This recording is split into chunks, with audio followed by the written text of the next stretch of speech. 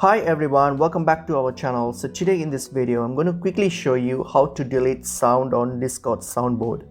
So let's get into the video. So open up Discord so you can use your mobile or your web browser. So I'm just using my mobile browser. And I'm on my desktop site here. So make sure you're on your desktop site version. So once you're logged in here, so I'm logged into my account. So just go to any servers here that you want to delete the soundboard for. So just open up any server. So for example here, and then click on this server option here, and then go to server settings. There will be a server settings there. Just click on it. So when you get to server settings here, then on your left side menu here, you will see soundboard. Click on soundboard. So when you get to soundboard here, you will see all the sounds that you have added here. So now if you want to delete a sound, so what you have to do is simply click and hold on that sound.